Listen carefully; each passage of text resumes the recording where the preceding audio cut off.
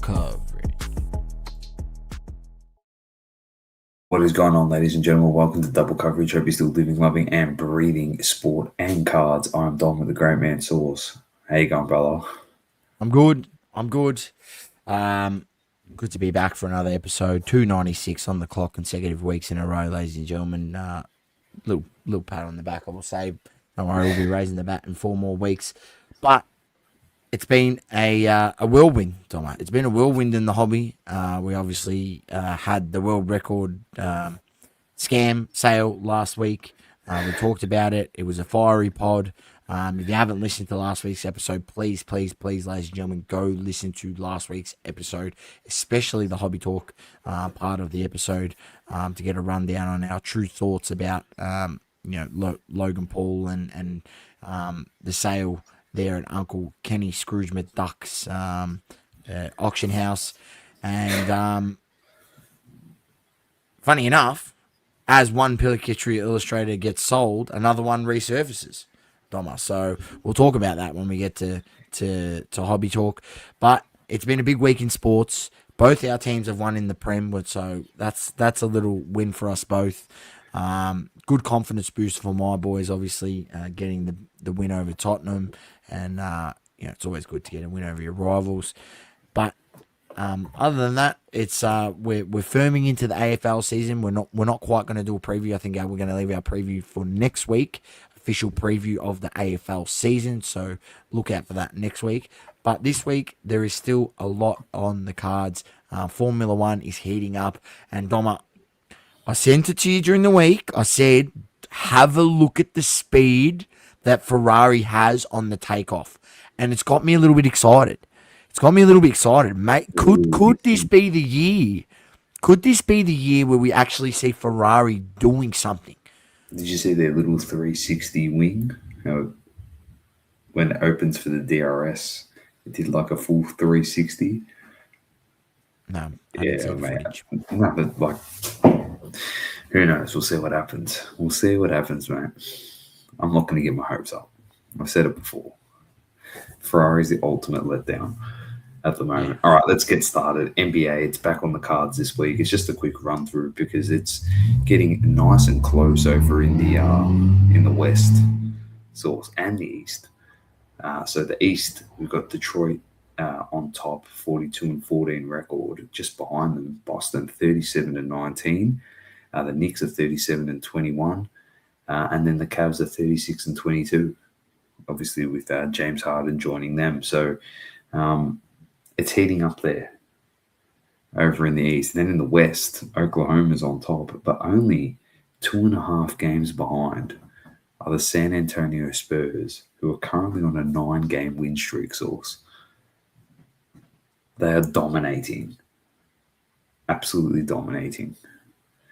Hello, Magda. Welcome to the show. And hello, Kevin Hawthorne from Lakeland, Florida. So, yeah, that's just the big news at the moment, really. Pretty crazy, a guy like Wemby comes in. New Orleans thought that was going to be Zion for them, changed their whole franchise. Third season for Wemby, and they're sitting second in what is a stacked West, really, with the amount of quality players that are playing on that side of the NBA conference, and to see what they're doing, it's awesome to see. We have had a friend of the show literally say if Wemby can stay fit his whole career, he might end up being the GOAT, which is a pretty bold call, but the stuff that he's doing, the stuff that he does, it's just nuts for a guy his size. He should not. I mean, the only other player that we see doing that sort of stuff with that sort of length and size is KD, but KD's significantly smaller. How is his reversed windmill dunk? He should have been in the dunk contest. He would have done better. Give it to the street ballers. Yeah, give it to the street ballers. I'll stick by it forever. Magda says Jar needs to play good. He needs to move to the Heat. I don't think anyone's going to take the gamble Mallow Ball and the Hornets playing well. They are. They definitely are. The Hornets are currently in the play-in 10th, but they're not too far off from a higher seed. They're 5.5 games behind Philadelphia, who are 6th. They just need LaMelo Ball to stay fit and not get into car accidents. So lucky he came out pretty unscathed, which is very lucky for him.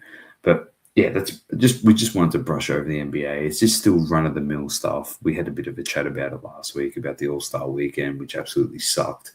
But yeah, anyway, we gave our opinions on how to fix it.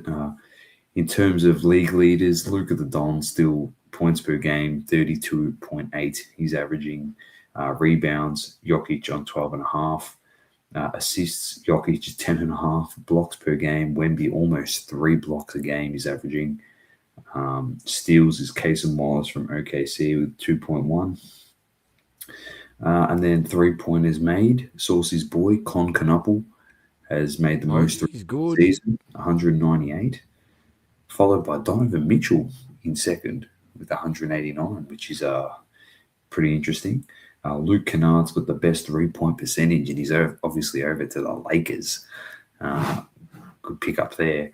And then the last one is the fantasy points, which no one really cares about at the moment. So there you go. There you have it. That is the NBA. Any comments from you, Source?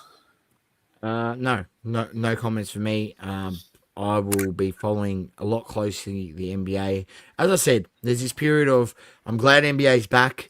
I follow it for like the first 20 games, 25 games. Then I sort of get sick of it because I'm like, oh, this season's too long.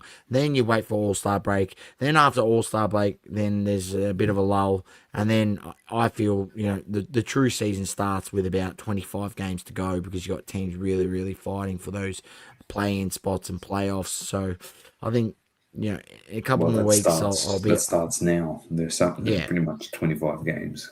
Yeah, there you go. So this is where the real season starts. This is where you see teams actually, trying properly and playing defense that could potentially win you a championship. There's so many games through the season where the defense is just shocking. Just shocking. It's hello global. Yeah, it's the NBA for you. So anyway, we're getting to that pointy end of the season, and playoffs, obviously, I watch as much playoffs as I can because, to me, it's the best basketball. Where, you soon find out that, it's not all about the 3-point shot, and you got guys, going harder to the ring, attacking the basket more, moving the ball a lot better. And it's always good to see the better sides of the season play against each other for more games at a time. But yeah, looking forward towards this round up towards playoffs, and we'll see where everything lands week by week, where teams are looking in the play-in spots and the playoffs. Definitely. Very nice Source. And shout out to Cade Cunningham, who they reckon could win the MVP. You know what? You can't not disagree. I mean, Detroit, they're still on top in the East. Their defense is, I think that's what people don't understand. Detroit, I think, has the best defense in the league. So, you give yourself the best defense in the league, you're always going to be in games to win. And then their ability to then also lock down on that defense in the last 5 minutes has been, underrated this season going thus far, and that's probably why they're in the position that they're in. So they keep up that defense. Cade's looking good, and I feel like a little bit of a lemon not taking that offer earlier in the year from the lads at Boop Collectibles when they tried to sell me a Red Prism Cade Cunningham rookie auto, and I wanted to buy it, and they gave me severely under comps. I think it was like they were offering me like $200 under comps at the time. I would hate to know what that's probably looking at right now, because especially if he goes on and wins the MVP or he's in MVP talks, Well, what's the old saying? MJ used to say, "You miss 100% of the shots you don't take." That was one of those right there. So didn't take the punt, and so can't cry over spilt milk, but or sometimes it still hurts. 100%. All right, so let's move on. Next one is just a very quick one. We've got just the super coach for double coverage this year. Ben on IG says, can the Pistons do a Leicester City type run like they did in the Prem? It is a bit of a Leicester City type style run, isn't it? Because the Pistons, you know, did they make playoffs last season? I think they did. They may have. Yes. Just snuck in. So they've improved this season. But then to go to the top seed in the East, look, I'm still convinced you guys need to you're underestimating Boston. If Tatum can actually come back and play, I don't know where he's at in his injury, but if he can actually come back and play, I don't see why Boston, couldn't potentially win another championship. I mean, the team has been getting carried by Jaylen Brown and the rest. Then you bring in your best player to come back. I don't know. It's obviously tough to come off an Achilles, but we've seen Durant do it, and look at him. It looks like he's never had an Achilles. So I don't know. You got the best. Don't forget, ladies and gentlemen, it is classified an entertainment business. So these players are not getting rigorously drug tested by Asada and WADA or whatever it is. So don't be surprised if he's getting pumped with peptides and stuff to make sure that USADA or whatever. Don't be surprised if he's getting pumped with peptides and things of that nature to get him back, because they want him back so they can have a good playoff series. The Boston Celtics, because they are, if not the biggest franchise, the second biggest franchise under the Lakers in the whole of the NBA. Oh no, they're gonna. I'm with you. I'd watch out for them. Keep very close eye to them for sure. Brett, welcome. Says, got to feature ice hockey in your segment, lads. Greatest sport in the world, bro. That the scenes of USA hockey winning, first time since 1980. Unbelievable. Did you see the Hughes fella have full broken teeth and everything? It was hilarious. Like, bro, they are some of the toughest planets on the human. I would put them up there with, although not AFL players these days, even though I think they're still tough AFL players these days. I think some of them are quite soft. But if you go back to, say, the early 2000s and late 90s, oh, geez, they were tough back then. These days, they're still tough, don't get me wrong, but I feel like hockey players might be a little bit tougher, and rugby players would be up there with them. I think it'd go rugby, hockey, then maybe AFL, and then maybe NFL under that. And of course, this guy here gave them a phone call. Team USA. He was very proud of his nation. So it was good. He said he was going to fly them to the State of the Union so they could be there. And it was funny as their goalkeeper, he was taking the piss out of their goalkeeper. He's like, he had an okay game. I don't know if you've seen the keeper dominator, so he's obviously having a laugh. And the keeper, Trump was like, oh, is the keeper there? And the keeper's like, I'm here, Don, I'm here. He's calling the president Don. It was so funny. I was pissing myself laughing. I was laughing. That's something you would all do. We'd be like, Donny. Like your best mates. It was the best. But yeah, it was shout out to them. They killed it. And of course, they were the underdogs because that Canadian team, according to all pundits that I've seen, absolutely stacked, and they had no right to lose that game. It was like gold in the bag, apparently. So big win for the USA. That is why we watch sports, ladies and gentlemen. It's never over until the final whistle, siren, or whatever it is, and you can never count your chickens before they hatch. You should never, ever go into a game thinking this is a win already in your mind, because that's generally when the upsets happen. So congrats to obviously Team USA and taking home gold there in the ice hockey in the Winter Olympics. Pretty crazy. And not if anyone doesn't know, the Winter Olympics has been on over the last sort of week or two. I mean, we didn't mention it on this show, but caught a few things, a bit of snowboarding here and there, but haven't really followed it closely. But yeah, that was definitely something that was caught the eye, especially, haven't won in over 40 years. 1980 was the last time they won it, bro. Pretty good if you ask me. 46 years, broken the drought. Got the call from Trumpy. Got him in there. That's it, mate. That's it. All right, let's get to, as I said, the Supercoach code I've put in there, 331597. We've already got join the league.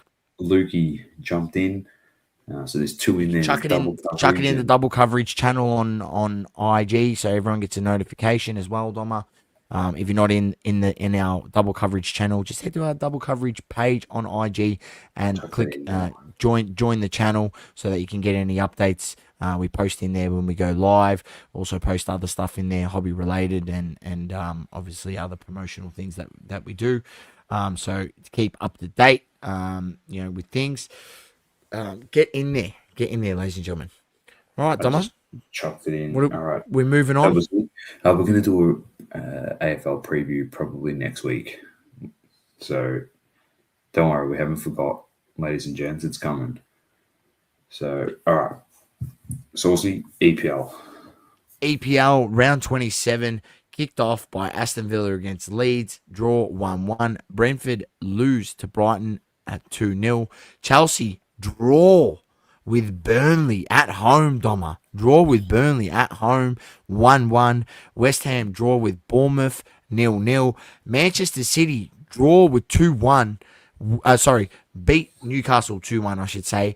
Not without controversy, Doma. I'm not sure if you've seen it. Newcastle had thought they'd scored an equalised goal.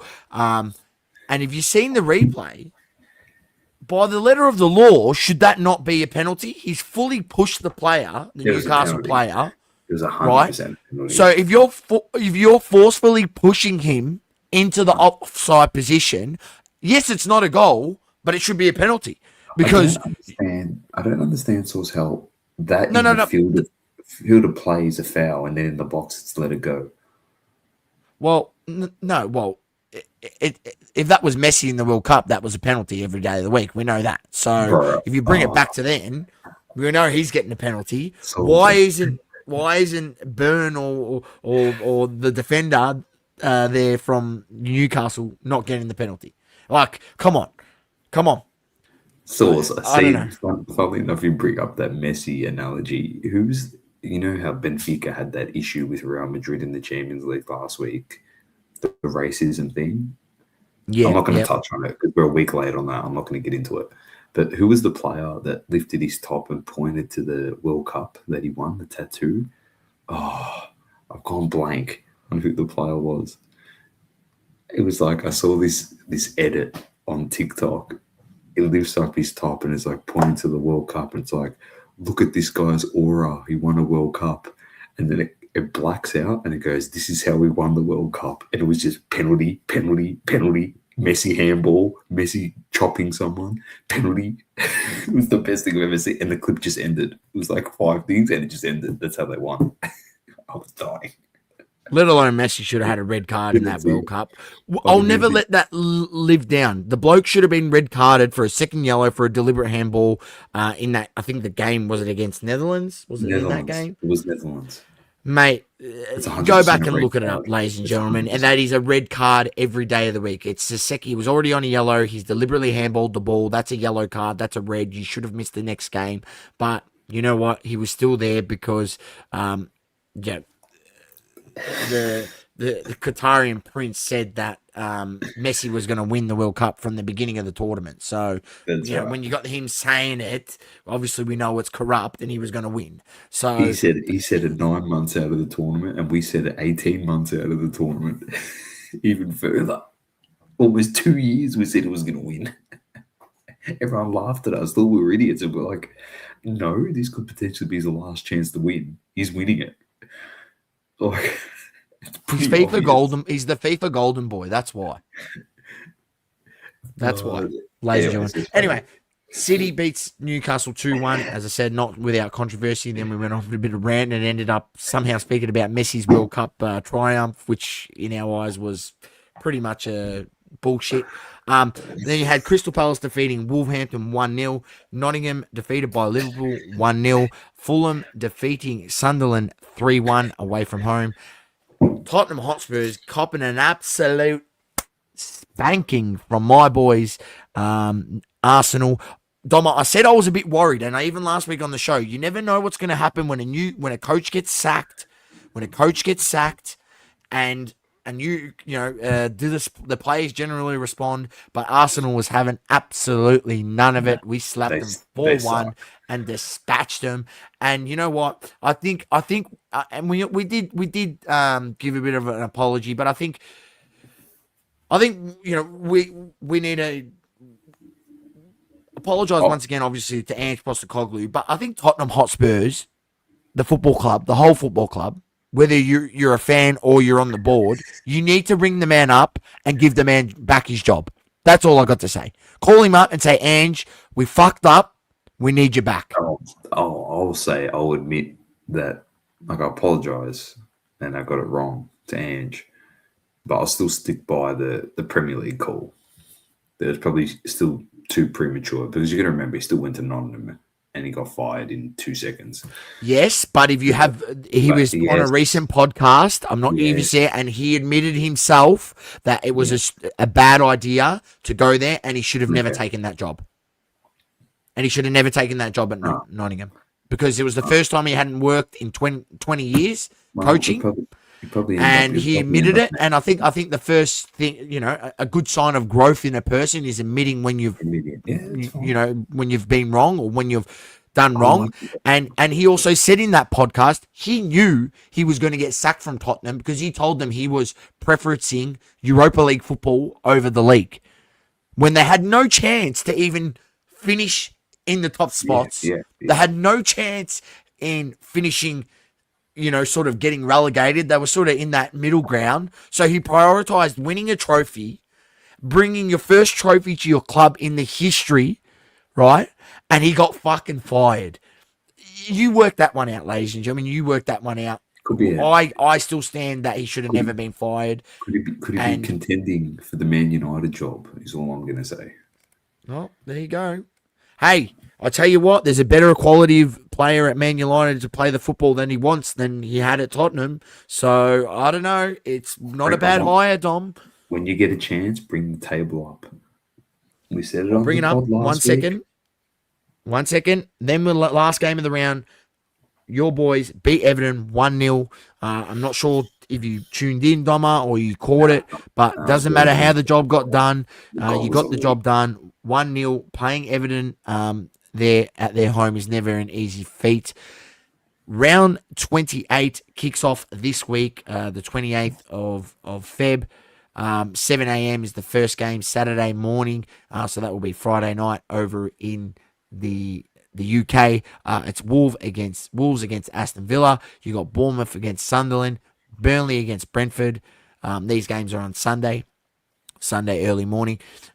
Liverpool against West Ham, Newcastle against Everton, and Leeds against City. Then you've got Brighton against Nottingham, Fulham against Tottenham, Manchester United against Crystal Palace, and then one of the worst times of all that you can get, but they always put the premium time games on at this time, 3:30 a.m. Monday morning, Arsenal against Chelsea, my boys against Manny's boys at the Emirates. It's going to be an absolute belter, and that rounds out round 28 on the fixtures. And it also hits on the point that there is 10 games left, ladies and gentlemen, in the Premier League season. That's right, 10 games left. After this weekend, there will be 9. So it's getting very, very juicy, Doma, and we will bring up the table. I had it here, and we can have a look. Magda is reading my mind, because 2 weeks ago on this show, when we spoke about West Ham, and we were talking about point situation, I said, Sauce, don't worry about West Ham getting relegated. Tottenham should be worried about getting relegated. They're only 4 points clear. Could you imagine they sack Ange Postecoglou and then they get relegated after he's just bought their first trophy? This is actually mental, and it would it would, if Arsenal wins and Tottenham gets relegated, it's just about the perfect season for me.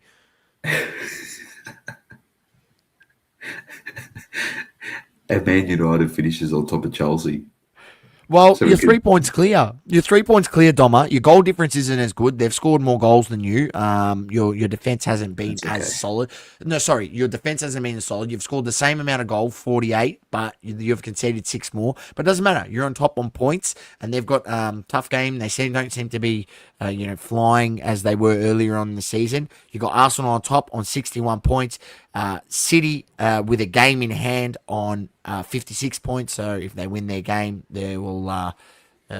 So most teams have 11 games to play. Arsenal has 10 games to play. I think Arsenal had an extra fixture because we didn't have to play in Champions League, so they threw in an extra fixture for us because we already qualified and didn't have to play this next round of Champions League games. We got to skip that because we finished in the top 8. You got City, as I said, in second with 27 games played on 56 points. Aston Villa third, same with 27 games played on 51 points. And then you got United in fourth. All the rest of the teams except for Arsenal and Wolves have played 27 games. You got United in fourth, Chelsea in fifth, Liverpool sixth, Brentford in seventh, Bournemouth in eighth. 9th, you have Everton. Fulham you have in 10th. Newcastle 11th. Sunderland in 12th, where they've fallen off from their early season firing form, which we sort of knew was going to happen. They just got to stay up. That's their goal for this year. Crystal Palace in 13th. Brighton in 14th. Leeds in 15th, which I don't want to see Leeds go down again, so I'm hoping they can stay up. They've got a good run of results there. 4 draws, 1 win, 1 loss in their last 5. And then you've got Tottenham, only 4 points clear of relegation on 29 points in 16th. You got Nottingham on 27 points in 17th. West Ham 18th on 25 points. And Burnley and Wolves, I'm actually going to call it now. Burnley and Wolves are both getting relegated. I can't see Burnley fighting their way out of this. And then in terms of the others, it's a raffle. It's a raffle, ladies and gentlemen, to see what happens next on that front. But it doesn't stop there. The football froth does not stop there. It is Champions League tomorrow. The fixtures are as follows, ladies and gentlemen. So by round, let's actually have a look. Here we go. Fixtures are as follows. I'll bring them up just so you guys can see yourself. You have Atletico Madrid against Club Brugge. It's 3-3 on aggregate after the first leg, so it goes to Atletico Madrid. I fully expect Atletico Madrid to get the job done. You got Leverkusen up 2-0 against Olympiacos and it's at Leverkusen's home, so I expect them to finish off the job and qualify. This is the big one, Doma. And look, it can be done because it's at the San Siro, but Inter Milan, who lost 3-1 to Bodo Glimt last game at Bodo's home, they're down 3-1 on aggregate. So they're down 2 goals on aggregate. Doma. Under the old rules, Inter Milan would only need to get 1 goal to bring it back to equal. But as an away goal counted for 2. But under the new rules, they still got to just get back from 2 goals. And if they get up, say, 2-0 or say 3-1, it could go to extra time. It could go to penalties. So look out for that one. We could see a massive, massive upset tomorrow in that game, Inter Milan versus Bodo Glimt. All these games, bar Atletico Madrid. Atletico Madrid Club Brugge starts at 4:45 a.m. for us here, Australian Eastern Daylight Time. 7 a.m. for the rest of the games tomorrow. You got Newcastle against Karabag. That one's sewn up. They're up 6-1 after the first leg. There's no way they're going to come back. And then you have the Thursday games, which is the first round of these knockout games. You've got Atalanta against Borussia Dortmund. That's going to be a cracker. Juventus against Galatasaray. That's not going to be a walkover for Juventus. Galatasaray's got quite a good team. You got Osimhen in there. I'm trying to think who else you got in there, but they do have a good team if you have a look into them. They're not a pushover. You got PSG against Monaco. Real Madrid against Benfica. Actually, these have already played, so they should actually have an aggregate. I don't know why they haven't loaded. So the aggregate is 1-0 on Real Madrid against Benfica. That's the PSG, it is 3-2. It is 3-2 PSG's way.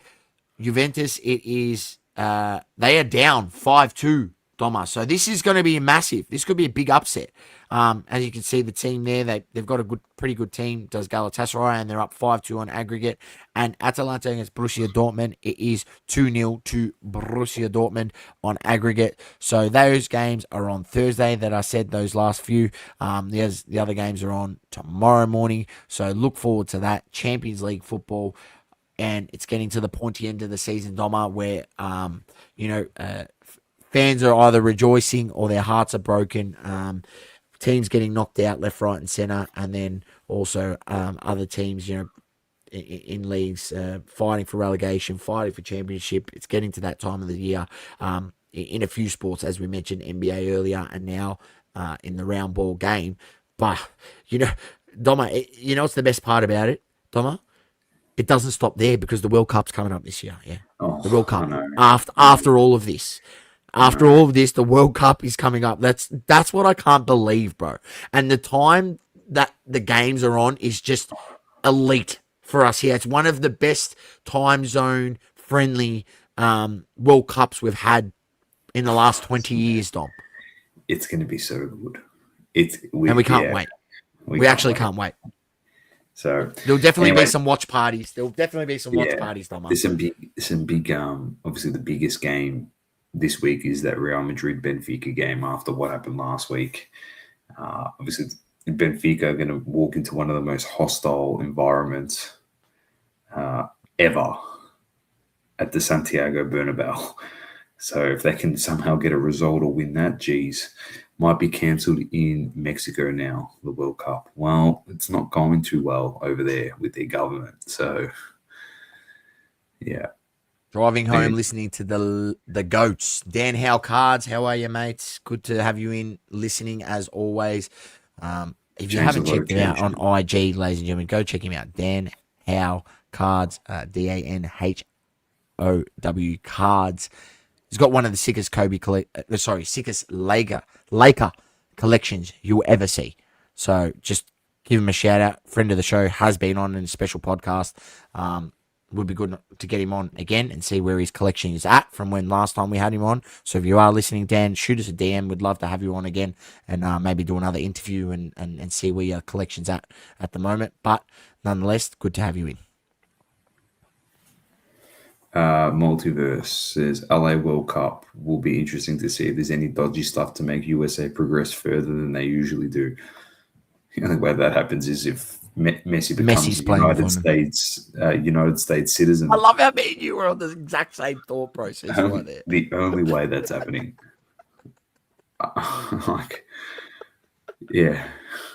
Let's keep pushing through. Next up, we've got F1, and testing was completed throughout the last week or so. And I've just found a website that's got the rankings. I'm not going to give my rankings, but I just want to see if I agree and Saucy agrees with how this page has ranked the teams. And we're going to go from 11th, the worst team, to the best. Now, the worst team,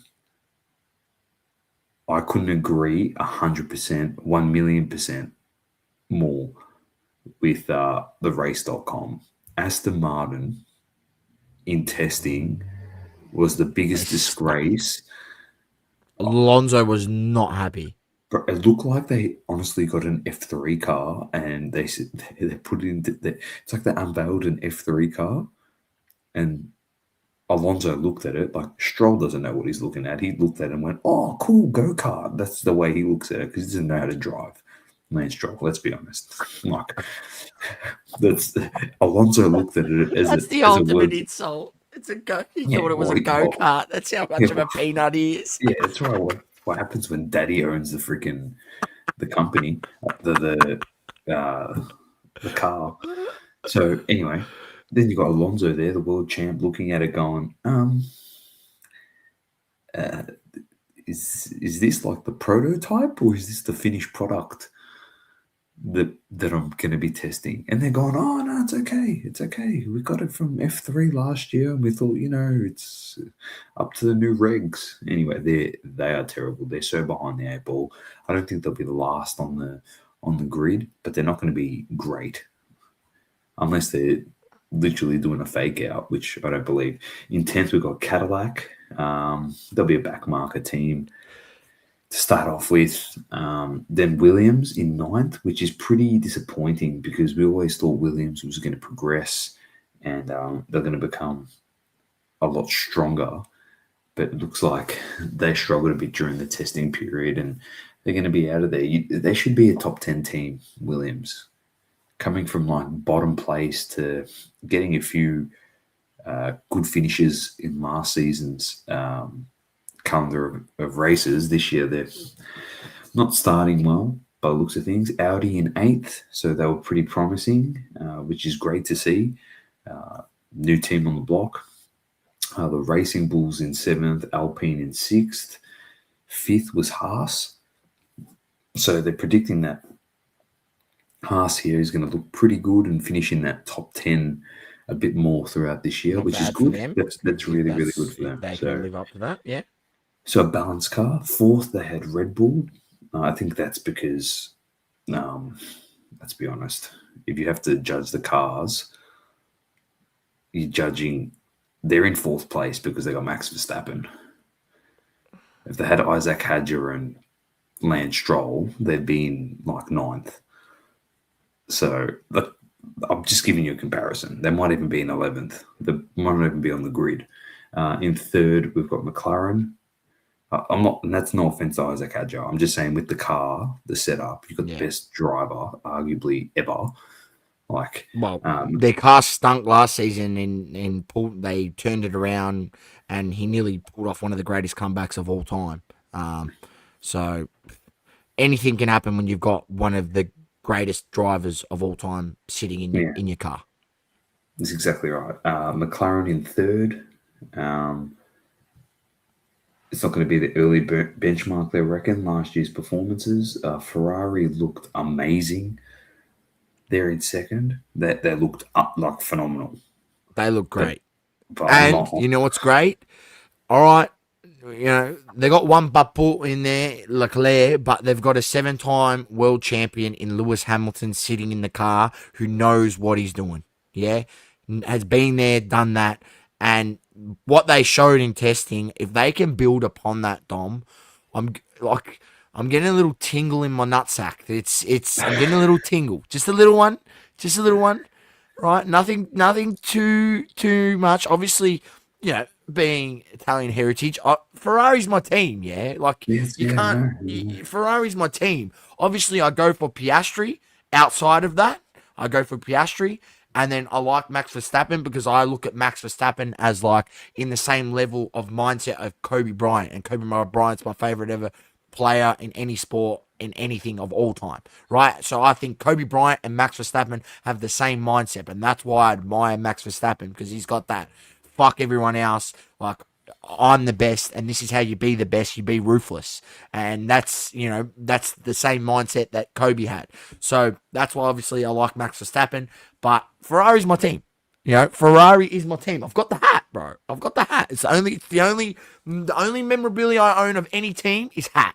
Is the hats, and so the only hats I buy are Ferrari. So I've got 2, and bro, I'm really hoping, Dom. I'm really hoping this could be the year. And I hope we can go, as ladies and gentlemen, I'm not sure, we haven't announced it, but we're going to the F1 on the Friday. So if you are going to be at the F1 on the Friday, DM us, shoot us a DM, because we might be able to cross paths somewhere along there. Maybe we can grab a frothy together or something. Who knows? Have a bit of a walk around the track.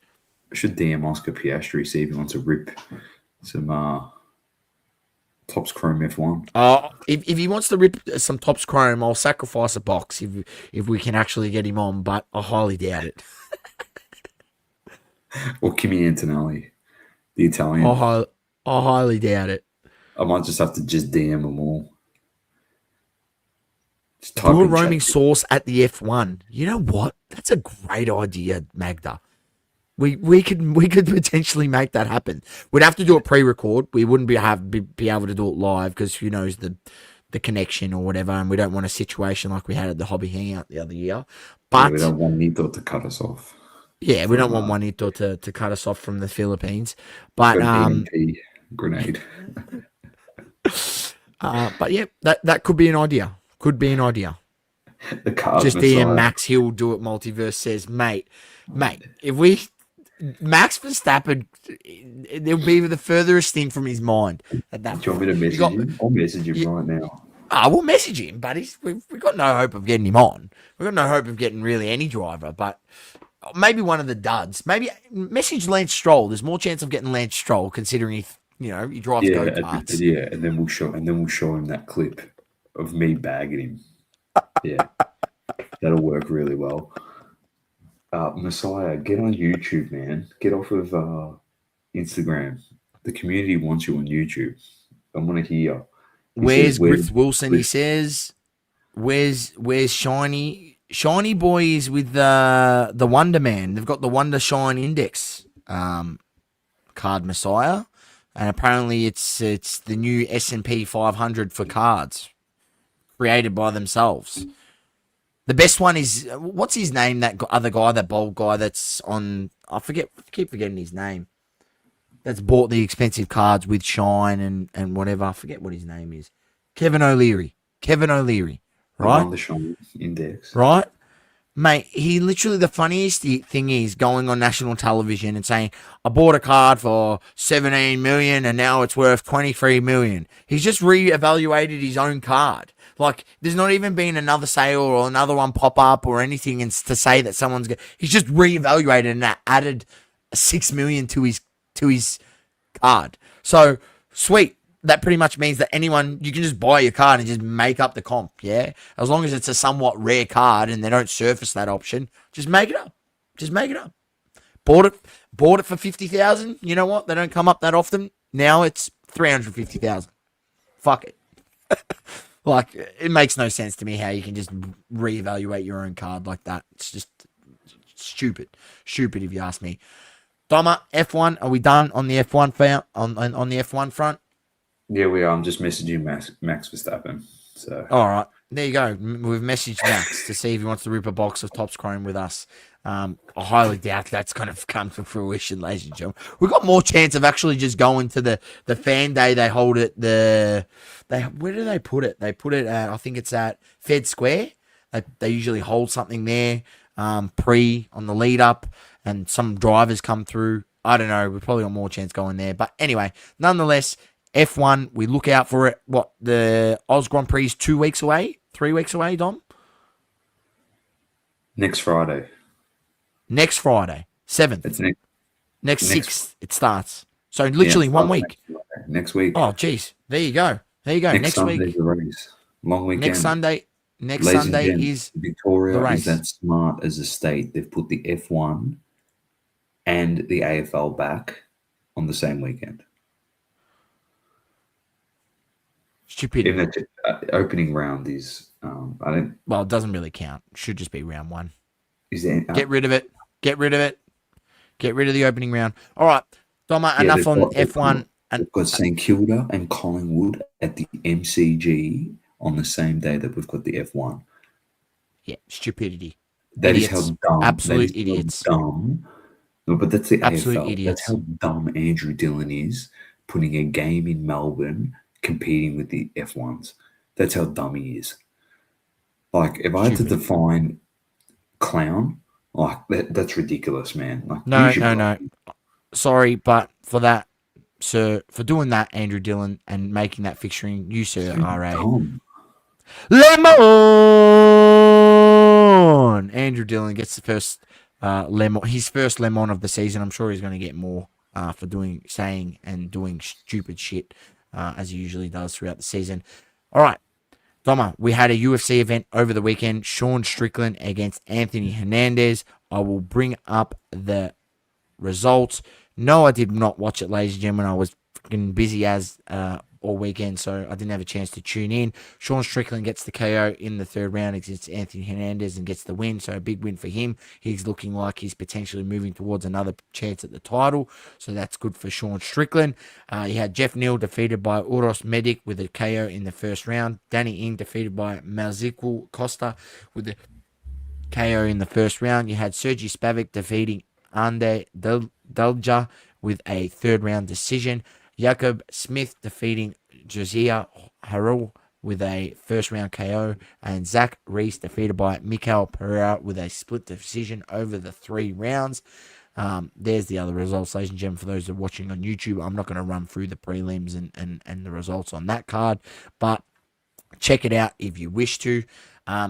Doma, we should have another card this weekend, which we do. Sunday, the 1st of March, we have Brandon Moreno against Lonia Kavanagh out of England. This card is out of Mexico, so pretty crazy. They're running this out of Mexico with everything that's going on there. But as Dana White, does, he just does what he wants and makes it happen. Then you got the under main event, the co-main event sort of thing, or the second. Marlon Vera against David Martinez. Daniel Zaluba against King Green in the lightweight. Edgar Chairez against Felipe Bunez in the flyweight. Emmanuel Rodriguez against Kevin Borras in the flyweight. And Santiago Luna against Angel Pacheco in the bantamweight. You've also got prelims. They kick off from 9 a.m. The main card kicks off from 12 p.m. Ladies and gentlemen, this weekend, UFC, it doesn't stop. There is sports galore. We look forward to it and tune in. Beautiful. All right, Source. Let's get into Hobby Talk, which is brought to you by Double Coverage Breaks. Of course, we've got Seamless listed currently on the page. Get in the group, share it out. AFL Seamless, that is, from Select. The latest release. Seamless breaks you will see. No team over $75. Yes, you heard that right. You can buy into Collingwood at $75. Here to Dacos Auto. You're laughing. Richmond, $75.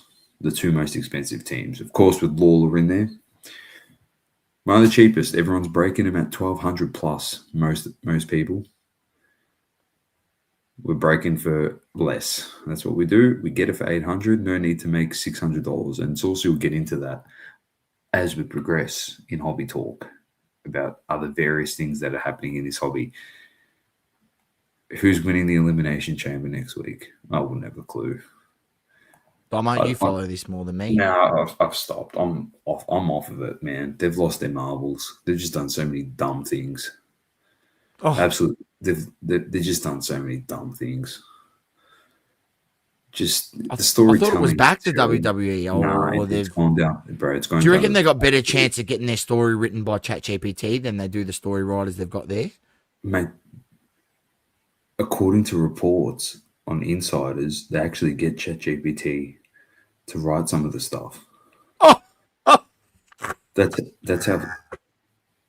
There's no imagination anymore. They've lost their marbles. Pissed me off too. It actually is annoying. Anyway, let's get to some product releases. We got this one here.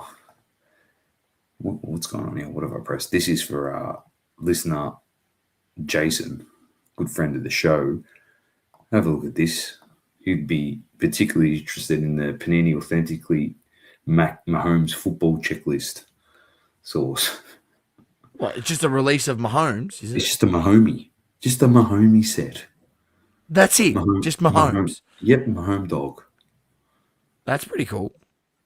There all you the go. Mahomes collectors out there. Continues there you go, Card Messiah. So, which began with a multi-product auto set that is being released throughout 2025 football card calendars, also includes a retail product, the Patrick Mahomes Icons Collection. In boxes of Authentically Mahomes, collectors can expect to find 2 hard-signed autographs, an additional auto, 3 gemstone or memorabilia cards, and a pair of numbered base cards. So you're guaranteed 2 on-card autos. That's pretty good. What are they saying the boxes are potentially going for? When does this release? Is this from Panini or? Yeah, Panini. Tops? Is it? Okay. No, Panini. There you go. Have a look. Look at some of the cards. Booklet. There you go. No, you can get a booklet. Releases Feb 20. It is out. It's probably sold out. $12K a box. Cross-up collector has put in the chat. $12K a box. Oh, here we go. You are shitting me, aren't you? Here you go. 18K. Let's get the listing. Oh my lord. USD. Are you shitting me? No way. Yeah, that's what it's listed for. Have these boxes actually sold already, or I'll make him an offer. That's you crazy. can? That is mental. I'm trying to have a look and see. Have a look at Trading this cards. one. This one's 19,500. That's crazy, bro. It is crazy. It's very crazy. So there you go. There's the Mahomey, authentically unaffordable Mahomey set. And that's just being authentic. Next up, because I don't know if you've seen Gary V source. I'm not sure if, Well, if the the video price is the here. price was 18K. Yes, he's right. It literally says $18,000 a box Yeah, on that's Panini's cheap. website. So, Where, bro, where's come here on. it is. I know Source. it's. Here it I is. know every piece of jersey in there better be game worn for that price, bro. That's all I'll say. If there is one player worn or one non-associated patch, Panini are getting a lemon. That's all I'm saying. That's fair. I think 2 on card and 1 sticker. Yep, that's how I read it. To be honest. Next up, source. I can't knock the bloke. Last week I said this guy's one of the goats. So I'm gonna play this. US. There is no product in the market that has a $99 US SRP that has the sell items on eBay that you're looking at. It doesn't exist. There's fucking $400 boxes that don't have these sales. I need you to learn. What I'm trying to build is the next Pokemon. You're in early. You can see the indications. Please check it out. There is no product in Gary V is with this set right here. He's trying to build the new Pokemon. He's not saying it's going to be Pokemon. He's trying to build the new Pokemon. He's trying something that Metapoo couldn't achieve. Clearly, here we go. Here's the Super Stickers Spectacular Series. He's saying 100 USD a box, 200 USD a box max. This is what he's saying. You know, here it is. Super Stickers, the Lucky Black Cat, and the Gary B Auto, and Haunted Hollows, and Diamond Die Cuts, and whatever it is. All right, so cards per pack 3. Anyway, whatever it is. Feb 18. We're going to get to it, ladies and gentlemen. We're going to get to it. Gary, all props to you. And actually, straight out, amazing that you're making an affordable product. But just like the Lapupu boxes, as soon as the resellers work it out that you've got a product and you've got a large community, your 200 USD boxes are going to get snapped up in 4 seconds, and they'll just be selling them aftermarket for 450 USD plus, mate. And what you're doing for your community, half the people in your community are not even going to get your product. Well, they will, but for double, triple the price of what you're trying to give it to them for. So, yeah. Anyway, I think, but honestly, I'm not being sarcastic, ladies and gentlemen, for once. I genuinely think what he's doing is great. You know, he's got his community, he's created a product. Like, if we had a community as big as him and we wanted to create a set, mate, you'd be pissing yourself laughing. We'd have like a Le Mans card, and like there'd be like the Le Mans. One of one Le Mans Superfractor. Yeah, whoever the Le Mans of the year was for that year would have a 1-of-1 Superfractor. So Cartoon version. Yeah, like It would have Andrew been a Goldberg cartoon as the version Le of, Mans. or Blaise. Or See Blaise. Just imagine. And we would have asked them to sign it. Like, if we ever did something like it'd be hilarious, you know, but it's for our community. He's got a big community, he can sell it. Anyway, we'll get into that a bit more in a second, just trying to get through some of these products. Next up, we've got the 2026 Leaf Metal St. Patrick's Day multi-sport checklist. So a Leaf Metal product. I just like the look of these cards, so I thought we'd bring it up. So obviously, multi-sport, you're going to get all legends, different people, different sports. Here's Joe Montana, the American football player. Conor McGregor, that's a sick card, being a St. Patrick's Day set. It's a very nice card. It's got the leprechauns in the background. So Conor McGregor, Cameron Boozer, who they reckon is going to go top 2 in the draft. Carlos Boozer's son. There you go, Larry Bird. I will just say this on V Friends Series 1, the very first V Friends ever released.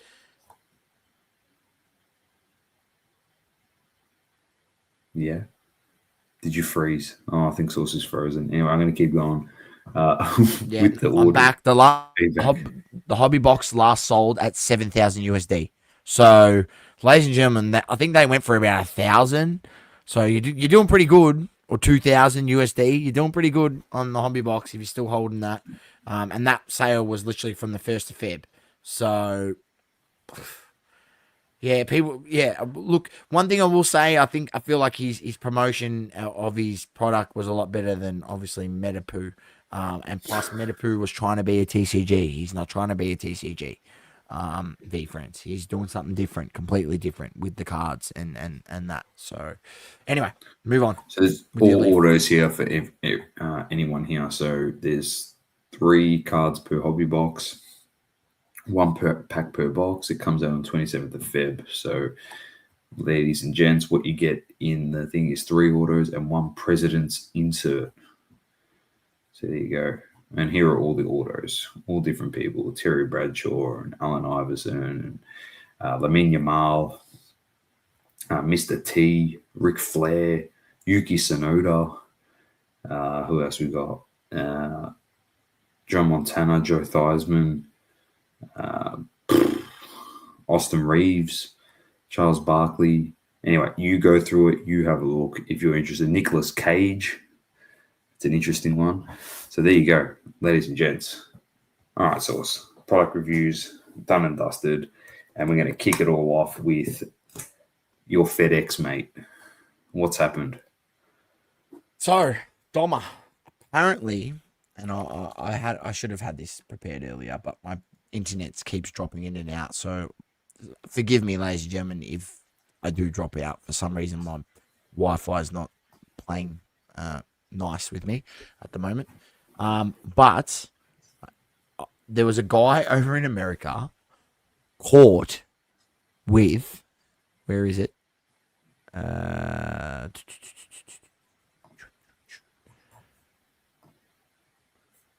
guy over in America literally caught with, I think, $60,000 worth of stolen packages from FedEx. And you can Google it. I had a little post here from Instagram. I'm just trying to find it. I should have had it prepared earlier, ladies and gentlemen. Bit of I've dropped the ball here, but pretty crazy. And, you know, it brings it back to what this guy's saying. So I'll bring up this video and you guys can have a watch. I'll just go to the post first and foremost. And let me just mute it before it. Let me just stop playing it, then I'll bring it up. And you guys can listen. It brings it back to this. You know, listen to what this guy had to say. And this was a Pokemon vendor setting up a show at in the States. And he's explaining the situation, what's happened to him with another Pokemon vendor.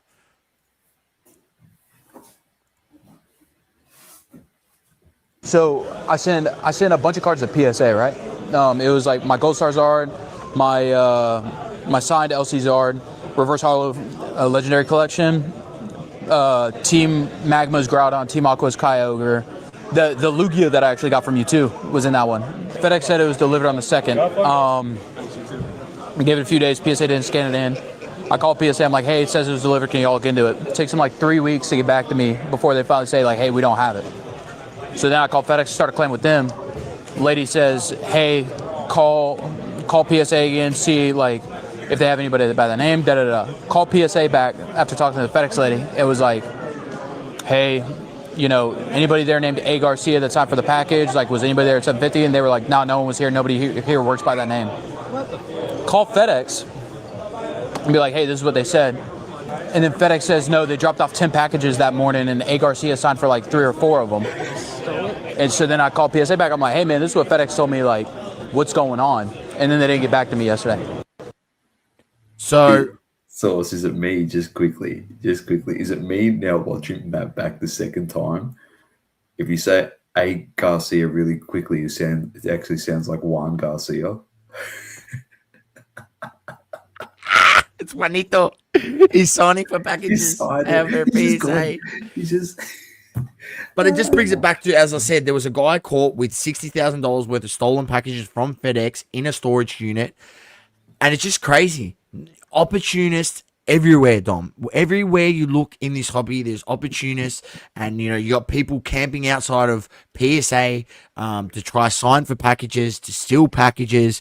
It's just mental. Like, I mean, it gives me freaking anxiety to think that I freaking sent my most prized card to PSA, and that could have happened. And my Kobe Bryant, I'm talking about my Kobe Bryant auto.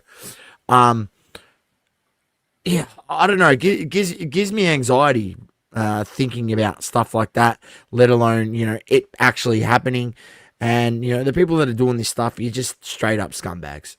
You're straight up scumbags, going in there, signing for packages. I think, also part of the problem is now, because cards has gotten so big and it's gotten so much traction and it's in the mainstream media, you've got a lot more opportunists out there. And, these people that work for FedEx and work for USPS or UPS or whatever it is, they're not on premium wages. They're on minimum wages. They see an opportunity, they take it. Is it right? No, it's not right. They're scumbags. But I'm not surprised that they're doing it. And it just, it gives me anxiety, sending my cards there, knowing that could potentially happen. And I'm sure many people have sent their cards multiple times to, PSA and had no issue. But, you hear that guy and no one wants to take responsibility for it. No one wants to take responsibility. It's been signed off that it's there. So FedEx is saying, well, we delivered it to PSA.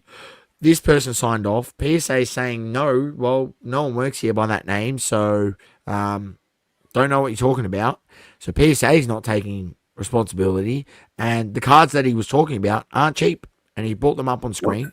What do you reckon happens? What do you reckon happens, Source? Because I'm assuming he submitted these personally to PSA. I'm assuming. What do you reckon the go is if you do this through a bulk sub? So when we did the HGA bulk sub and the PSG bulk sub, we actually, for those that don't know, we actually went and got insurance to cover us and to protect the goods in case something did happen when they were shipped over to the grading company. So what do you reckon happens if you went through a bulk sub? Do you reckon insurance would pay him out the value of the cards? And he has a bit more, or they just say...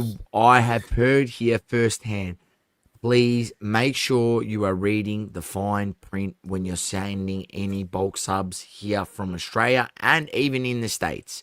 Because some bulk subbers, they do not take the precautions of putting insurance on the cards. So you're signing off on them sending it essentially without insurance on the cards by submitting that form. So read the fine print at the bottom of the page or ask the question, because, if it's a prized and valued card by you and for your collection, I wouldn't want it going over there without insurance, personally, there and the way back, just in case something, like this happens.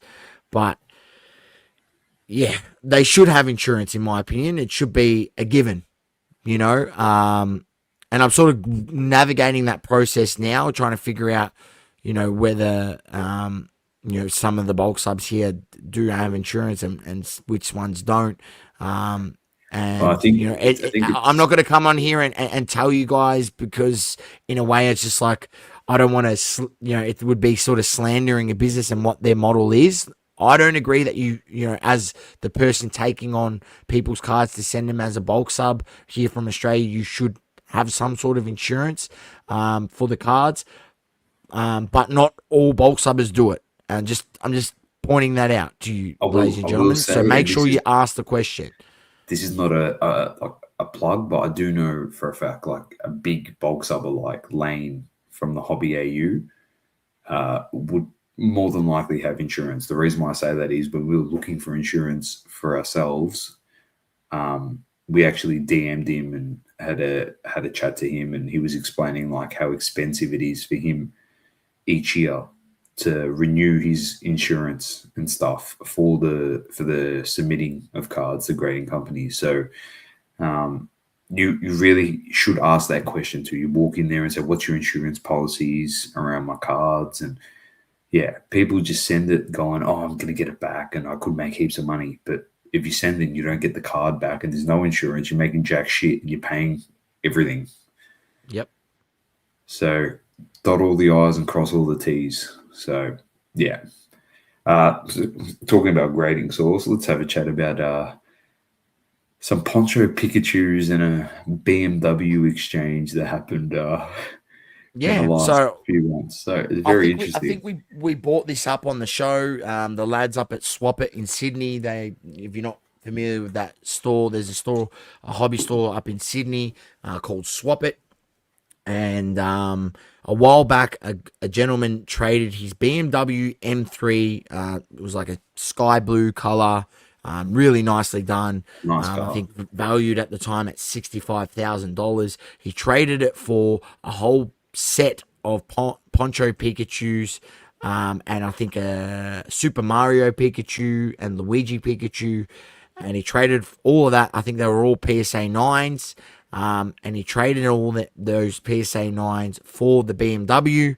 And we have a bit of an update because the bloke who traded the BMW sent them in through this company called Slabbies, which I'm not familiar with, but they seem to be a bulk sub here in Australia. And you just watch this, ladies and gentlemen, and you will see for yourself.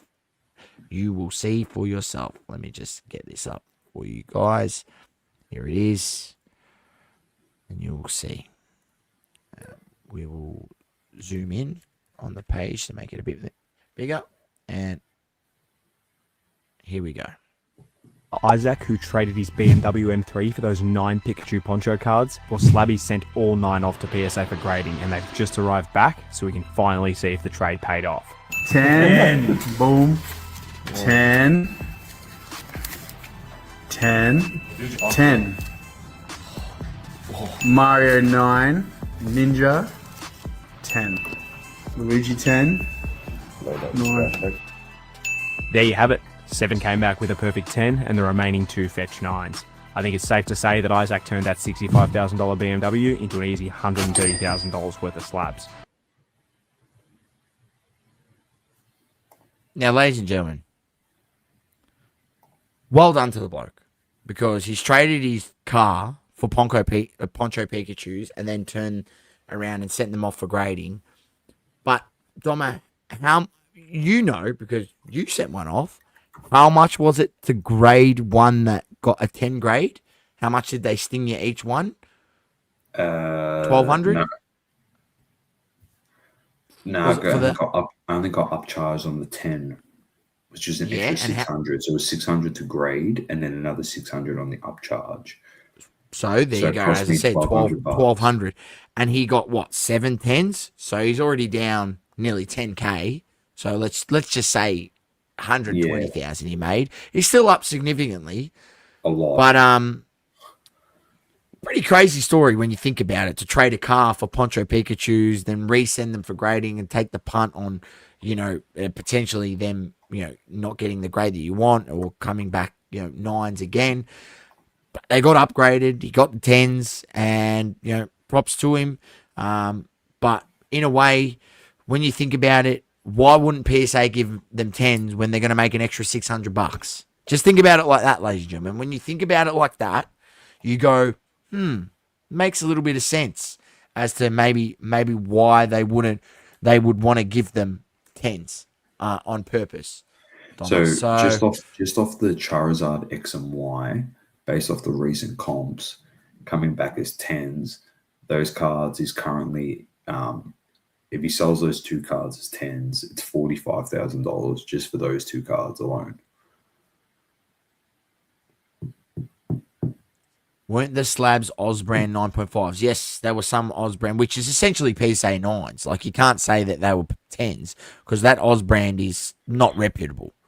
Yeah, Goliath. So you might as well call them PSA 9s. So for them to be 9.5s in some Osbrand that it has no reputation in the hobby, I'm calling them PSA 9s. And then they've gone and gotten 10s over there. I'll tell you And one thing.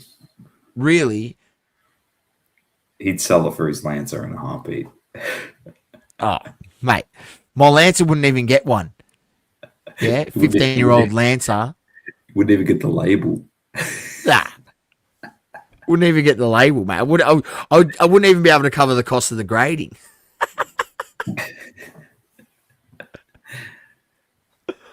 So what was it, Source? Explain to me, what's Osbrand 9.5s? They were in some Aussie brand. You got to go on Swapit's website to see the Swapit's page to see the official thing. But I remember they weren't obviously. Maybe I thought they were PSA 9s, but they were in some Aussie brand that they had got them slabbed in. Good games grade them. Okay. Well, I said I don't know. Are you pulling our leg there, Joey, or what's the go? Mate, they've got Mega Ascending packs on their site for $20 a pack. Jesus Christ. That's good. Anyway. So yeah, it worked out pretty well for him in the end. It worked out very well for him. I'll try to have a look and see if I can find it on their page. They do post quite a bit of content just so I can verify it exactly. Oh, is it on their Instagram? I'll find it. Yeah, that's what I was thinking. I was trying to find it on their IG. I need you to jump onto this. Illustrator Pikachu. That's yeah. Here you go. This is the one. Yes, so they were graded by this company here. I found it, Doma. Here is what the original grades were. Here they are. Big There's the Luda, post there. Pokemans to the moon. So they were graded. Quite a few of them were graded 10s by this Australian company. So maybe this Australian company's got a bit of. Maybe they can say they've got a bit of rep because their grades were equal to the same of PSA. Or maybe they just do the old trade in the old label for new label type scenario with PSA. Just photo matched, game worn. It benefits PSA giving them 10s because they make extra money. So just look at it like that, ladies and gentlemen. Perfect time to send the Logan Paul and everything. I don't know if you saw Carson TCG. He put up I'm pretty sure it was his set. I'm not sure it was his set or it was a set that was up there. Yep, they are his. It sold for 170,000 USD, ladies and gentlemen. So congrats to him, bro. That's over $200,000, which is mental. Absolutely mental, man. So, yeah. Crazy. Good on him. Crazy stuff. Now, with one illustrator that goes by, another one surfaces, and I'm not sure if you've seen it, ladies and gentlemen, but another Pikachu Illustrator has surfaced, and they're calling this the best Pikachu Illustrator on the market, and I'll bring it up here for you guys. This one is graded in a Beckett slab, and I'll zoom in on the page here so it's a bit more centered. Here it is. This might be the best Illustrator Pikachu card in the world. Here it is here, as you can see. We'll even go in closer. Oh, no. It's too close. Not to them mugs. He's had a shocker here. Right, there we go. There it is there. Pikachu Illustrator graded centering 8.5, corners 9.5, edges 9, surface 9.5. To be honest, it looks better. It looks a lot better than the other one. They haven't showed the back on it, but you can go check it out on Beckett Collect and see the whole story from these guys themselves, and they give a bit of rundown. They've been collecting and blah, blah, blah, blah, blah. I'll be interested to see what this sells for. The copy itself, I haven't seen the back of it. So Dom Rips in the comments should have given it a black label. Well, PSA owns Beckett, so of course PSA isn't going to give it a black label, because then it would technically be better than Logan Paul's copy. Yeah? So of course PSA doesn't want that, and they own Beckett, so they're going to tell them what grade to give it. Not Logan Paul's copy. Oh, sorry. Scaramucci's copy. Scaramouche. Scaralemon. That's what he is. So, but there, so as one goes, another one pops. So this is the pops best up. copy ever, is it? That's what they're saying anyway. Well, So they. Last time I checked, there's a 9 on that one, and the other one is a 10, and it's got Diamantes on it. So there you go. So make of it what you will, ladies and gentlemen. I'll be interested to see what that sells for. Uncle Ken will cross it over. Goliath says, "Yes, get it into Kenny's hands, and we'll get a PSA 10." He's got the golden touch, just like as his show is called. Kenny has been just a side note. Let's sidebar it for a second. But Uncle Kenny's been on like an apology tour.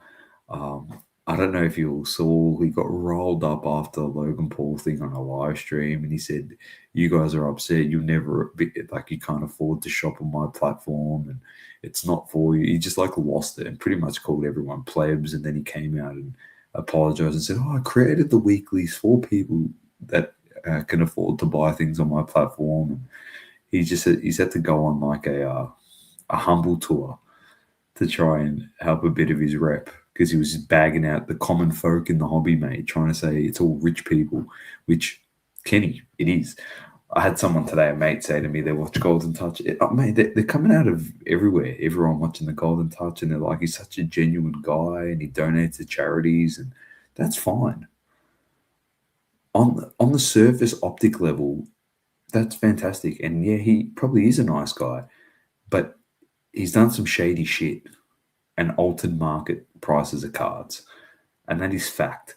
Straight out fact. And he's done dealings with some shady characters, and he's still doing business with shady characters. And also pumped 3 Michael Jordan rookies. Apparently to him, there's 3 Michael Jordan rookies, yeah? And also, he doesn't sell his own golden authenticated memorabilia that he used to sell back in the late 90s or whatever it was. If you want to Google that, Golden himself had his own memorabilia company, and he himself will refuse to sell those same memorabilia items on his own platform. I wonder why, ladies and gentlemen. I wonder why.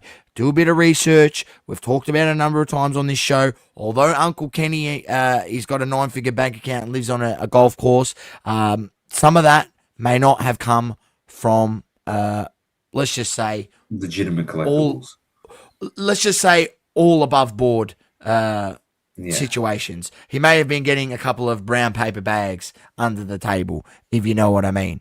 So do your research, ladies and gentlemen. He looks great and he sounds great because he's the face of his organization, and I'm sure he is a nice guy, and parts of him is a nice guy, but that doesn't refute the fact that he scammed people, right, in the past, and with his fake memorabilia, and has no morals, absolutely no morals when it comes to pumping up cards for his platform, even if that card was used to scam $5.5 million off people on Liquid Marketplace.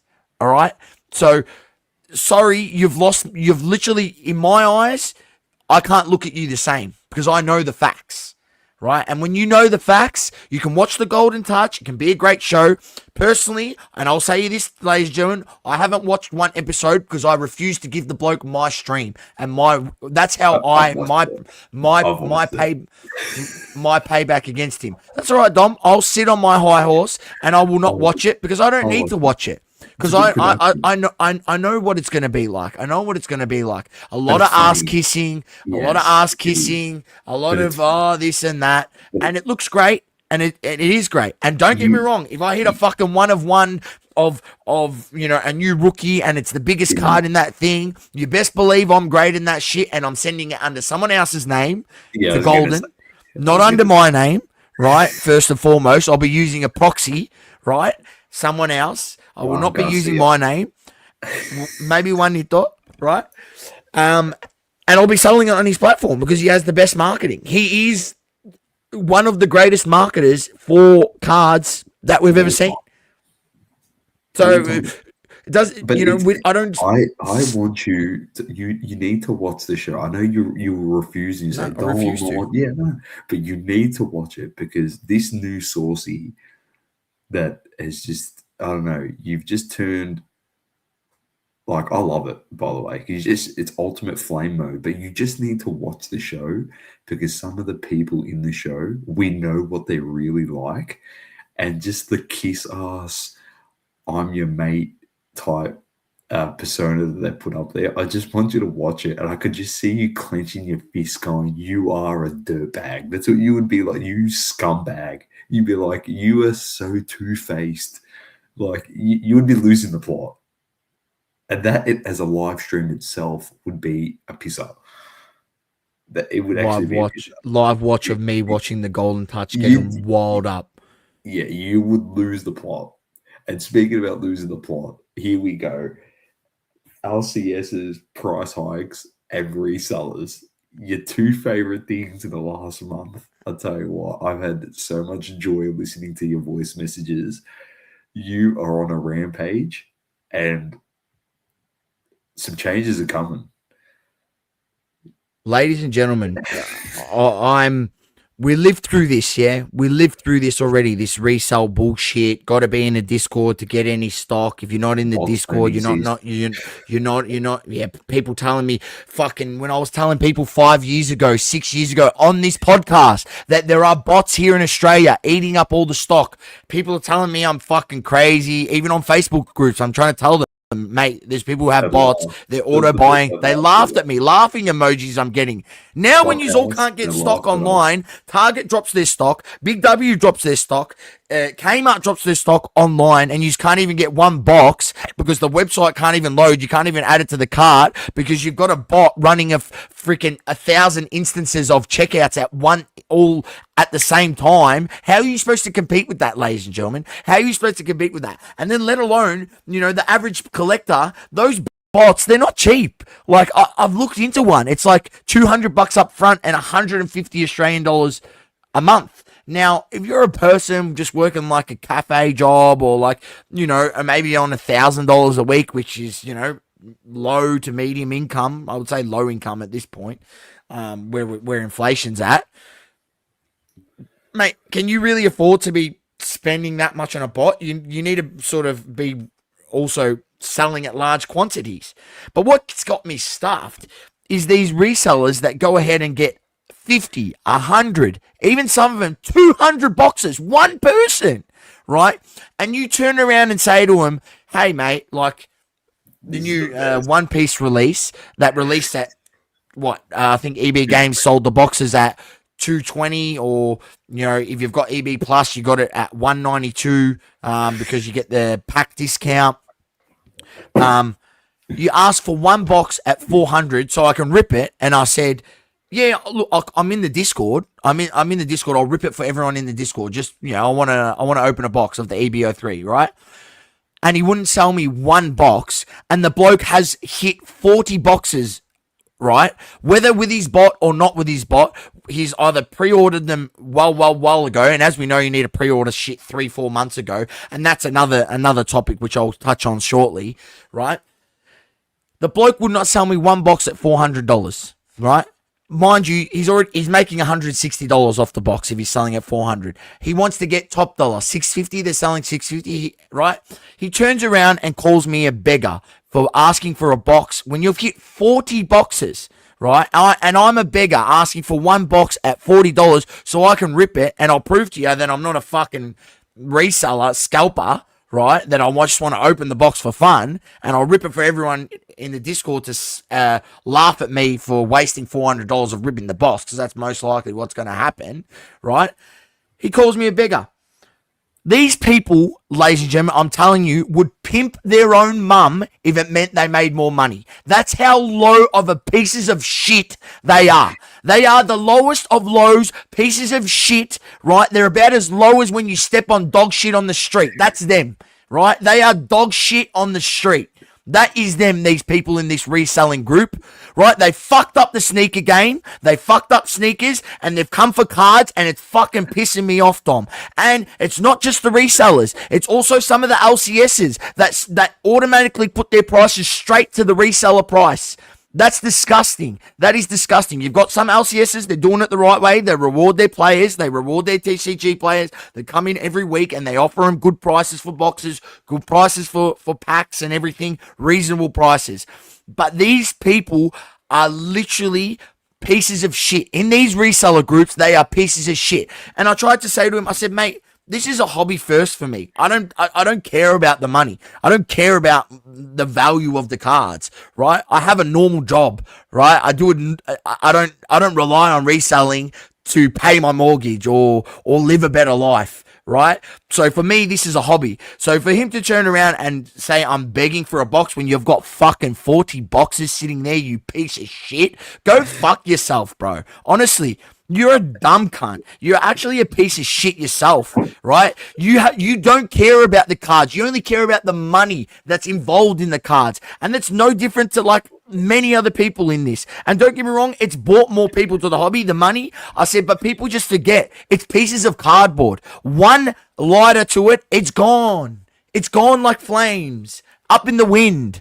Right? Just realize you could also be buying very expensive coasters, yeah? You could be also buying very expensive coasters and your cards might end up like this Nick Claxton card that people thought he was going to be a great player and look what I'm using it for, a fucking coaster, right? Ladies and gentlemen, these people are the scummiest of scum on the earth, yeah? First of all, using bots so no one else has any chance, barely has a chance. I don't have a bot, ladies and gentlemen, but you know what? These people are pissing me off that much, right? They're pissing me off that much that I'm going to get a fucking bot and I'm going to buy up all the stock and I'm going to undercut all these cocksuckers and sell it to you guys cheaper just to throw it in their face, ladies and gentlemen. So you make sure you follow Double Coverage, get in our Facebook breaks group because I'm getting a bot. I am going to get one. I'm going to buy one and I'm going to buy up all the stock and you can all go get fucked. Global. This is getting demonetized, mate. We make no money. JT, he's had enough. He's fucking. These people piss me off, ladies and gentlemen. They do not care about collecting cards. They do not care. They literally do not care. Yeah. I knew. You know what's funny, ladies and gents? I knew this was going to happen too. I knew we were going to get to this point and you were going to pop off. I knew this was going to happen. Anyone who stuck around this long, I appreciate you. You seem one of the most all-time greatest rants of ever. Oh my God. As I told you, they would pimp their own mum to make an extra $1. That's how low these people are. All right. You've called him every word under the sun. I know how to get him Goliath. Don't worry, mate. I know how to get him going. Oh, jeez. I have to try and be serious so I can give half a take on this topic, but I can't do it. Oh, the one thing I will touch on with the bots, even ascended heroes, the ETB, Saucy sent me something from a Discord. He wasn't conversing with someone to obviously buy anything, but he sent me this photo and he goes, Dom, have a look at this. This guy with a bot got 85 or 84 ascended heroes ETBs. 84 on release day. There is no way in hell you have pre-ordered on pre-orders, not on release day, on pre-orders, because Big W, Kmart, Target, they do releases early. Toymate, they do releases early. That all gets eaten up by bots. So Kmart, Target, Big W, yeah, as I said, the other one, Toymate, they're a big seller. They get eaten up by bots. And then let alone do they have monitors running on along a bunch of hobby shops everywhere. This is one thing I will tell you, ladies and gentlemen, if you're in one of these Discord groups, you will see that there is not many people in there that actually genuinely care about collecting cards, right? You have people opening boxes to try hit big cards to maybe sell it and make more money, right? But they couldn't care about actually collecting the card. They genuinely couldn't care, right? They only care about the money. And I'll just, my point of view, money isn't everything in this world. You ever hear the saying, money doesn't buy you happiness? Money can buy you some sort of freedom, but that freedom may not be a happiness that you desire, right? It doesn't mean you're going to be happy just because you have more money. It will make your life easier, don't get me wrong, because money is a limitation for you to do what you want in this world. But just doesn't defute the fact that you're still a piece of shit for hoarding all the boxes and making a set the day it came out. This should never ever happen in any TCG ever. The day it comes out, it goes from $220 a box to $650 a box. That should never ever happen in any TCG in history. That is ridiculous. Right? And I hope Bandai turns on the printing press, gets the boxes into the proper people's hands, not sending it to online retailers. Don't send it to online retailers and things like that, because they're just getting, pre-ordered out. I know people with 10, 15, 20 EB plus accounts. As soon as a pre-order hits there, it's one per account, but they're ordering one box per account across 20 accounts. That's 20 boxes just to resell. They might rip one or two. This guy that I bought off, he bought 40. He ripped 6 boxes. But now he's put a post in our Discord trying to sell 10 boxes for $5,500. So $550 a box. And he wouldn't sell me one for $400, even though he bought them all for $240, $250 and less. Come on, man. Come on. That's disgusting. Disgusting. There's people like that. No, I'll just say this, and this is my final point, and I'm going to leave it at that. There's people like that, and there's people like me. On release day, I went hunting for ETBs, Ascending Heroes. I hit fucking 3 ETBs. My last Kmart I went to, I got lucky. They didn't release the stock at 8 o'clock because it didn't come in time. So they happened to release their stock at 9:30, right? So I happened to get another ETB. I walked across the road to get a coffee in the coffee shop across the road. Right, started to have a chat against the lady behind the counter that was making my coffee, blah, blah, blah, blah. Anyway, and, I was looking at the space, and the space where it was like really cool. I said, I'd love to come here and do like a card breaks live stream from here. Would you reckon that would be okay? Because it was like a really cool space where it was this coffee shop. And she goes, you collect cards?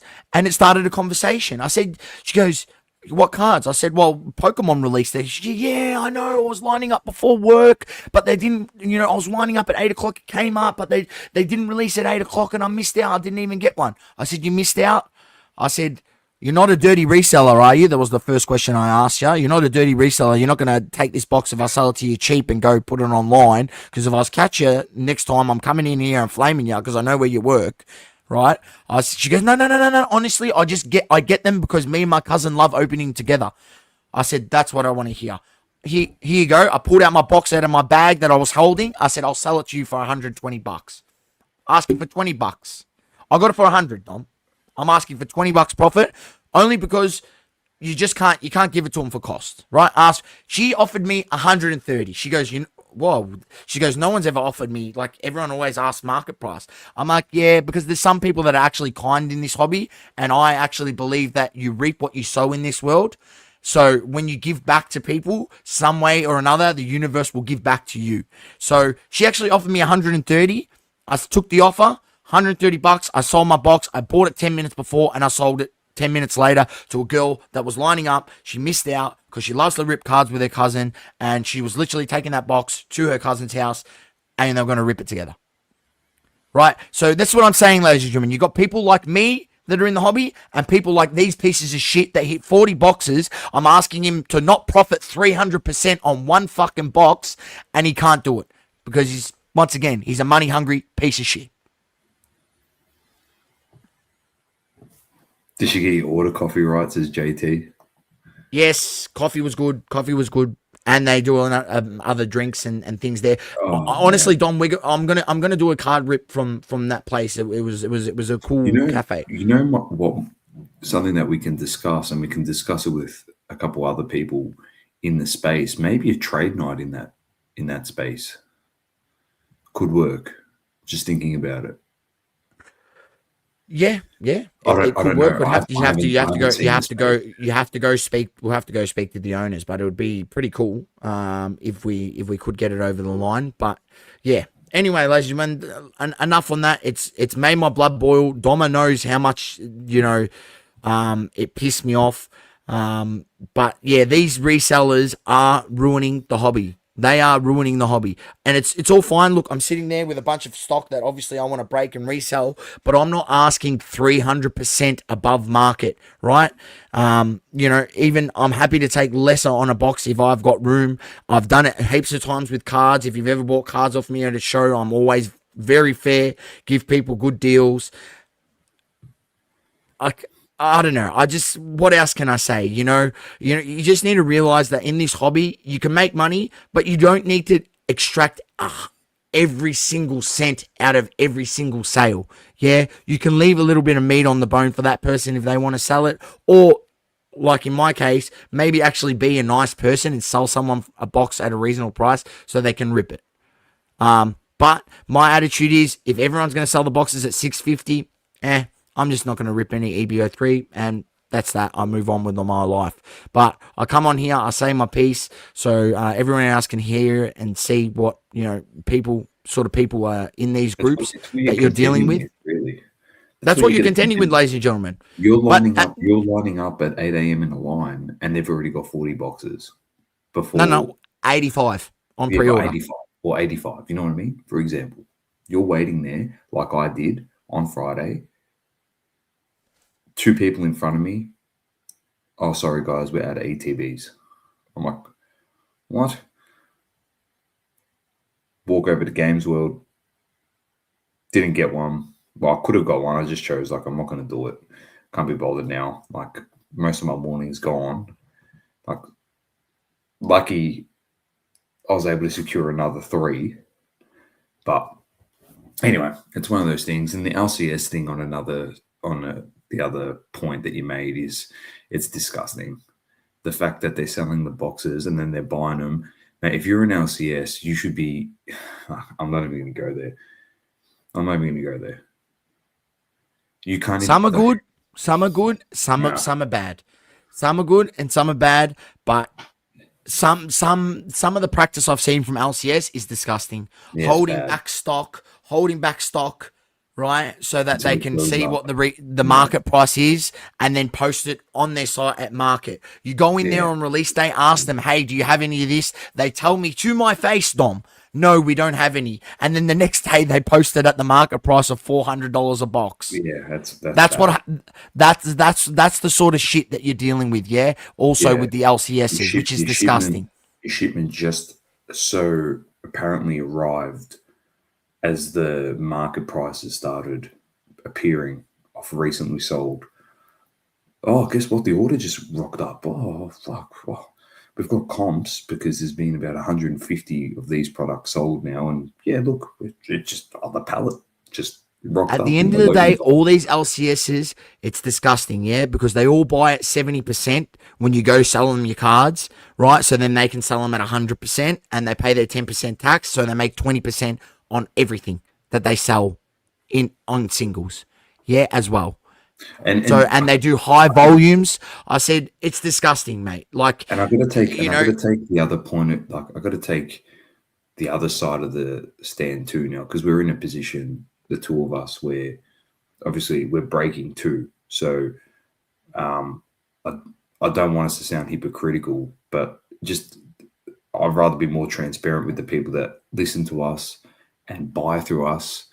To be honest, what we have it listed for, it might be at market value, some of the boxes. Some things might be over, but to be honest, if they're over, it could be just because we're trying to break even.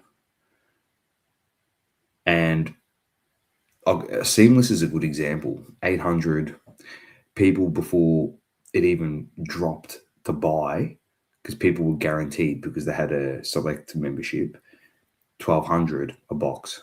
You know, the first thing Source and I said to each other, if we want to sell one direct on the rip and ship, we'll sell it for probably $950 to $1,000.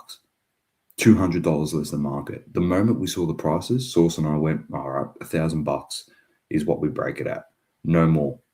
And I tell you what, I priced up the break. It was at $1,020, and I discounted 4 spots to get it to $1,000 deliberately.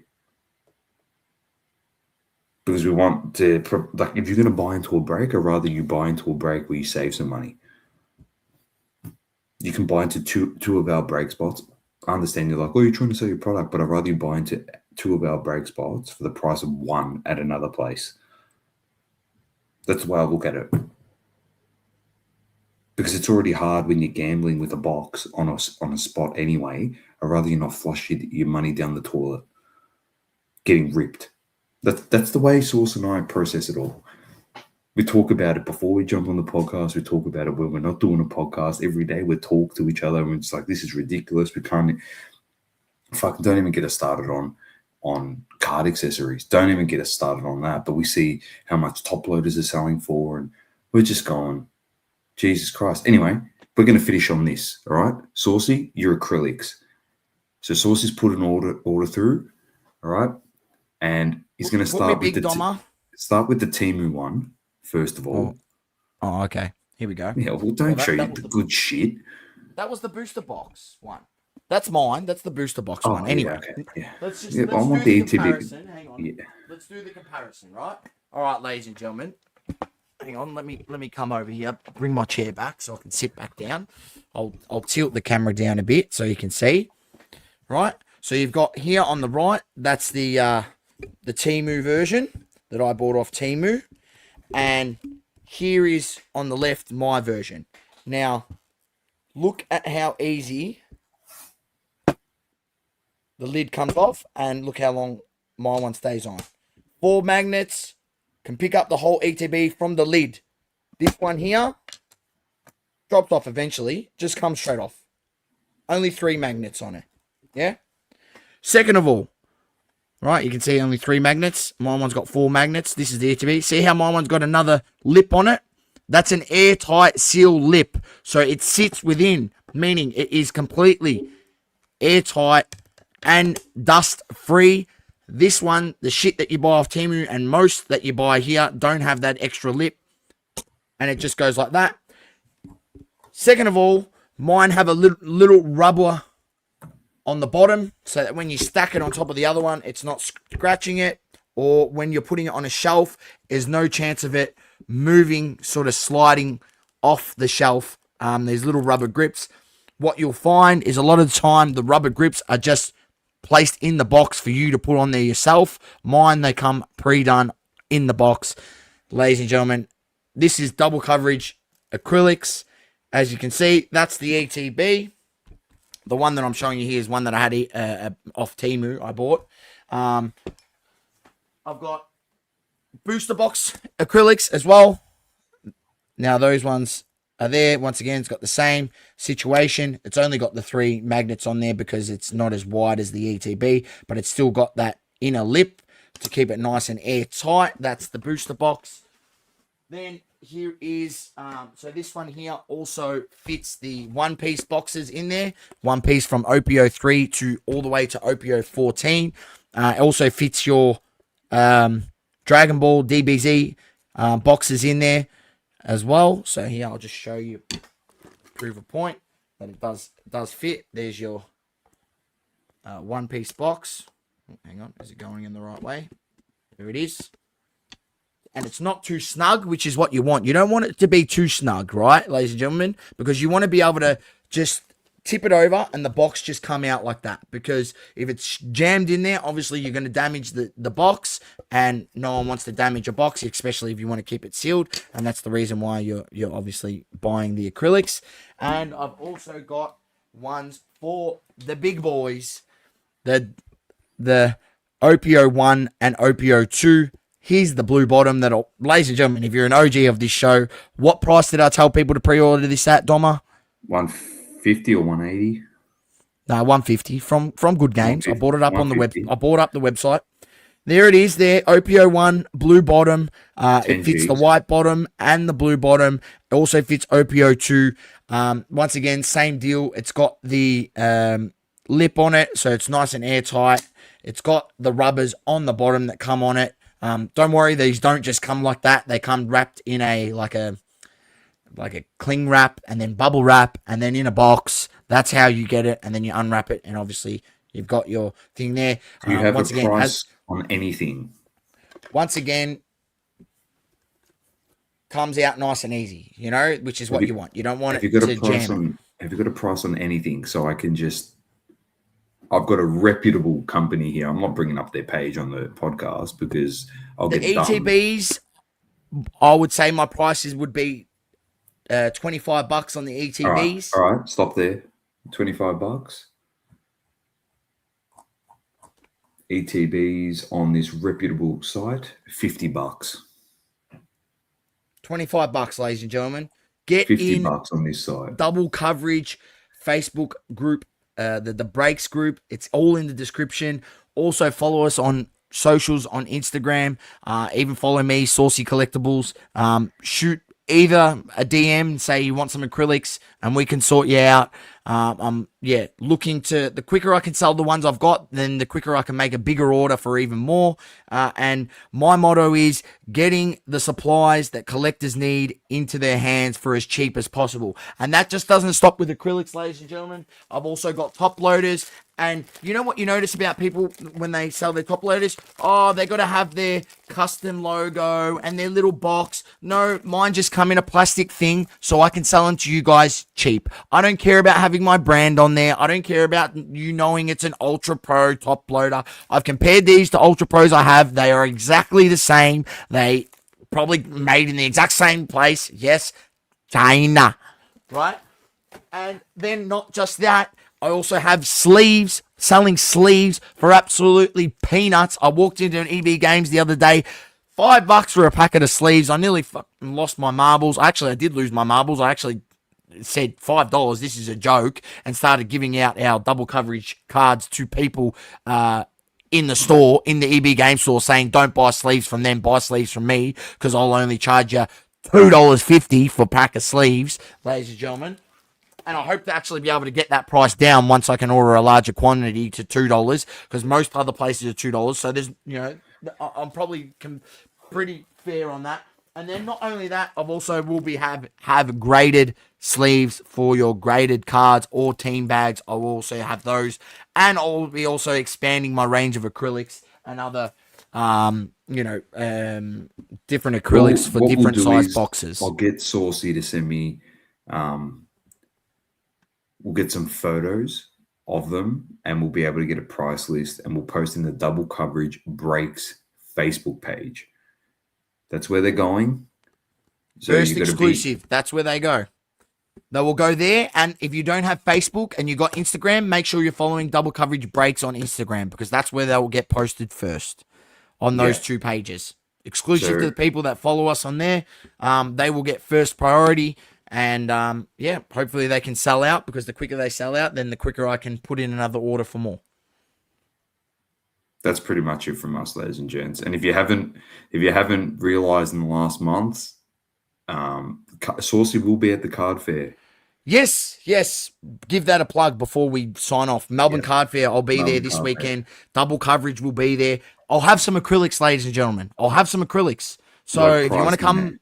They'll have some pricing. I'll have some acrylics. So if you want to buy some off me, feel free. Come down. Melbourne Card Fair. Check it out, ladies and gentlemen, this weekend in North Melbourne. I'm just trying to think where's the actual... I want to drop the link to buy tickets for people. If anyone's got it in the chat, feel free to drop it in. We're selling everything there, Matt. Acrylics, seamless spots, eminent spots, everything. The goal is, for those that want to know, if our next rip and ship or break, we're going to actually try and go live next Thursday with opening round of the AFL. So you can kick back, watch some footy, watch some cards get ripped.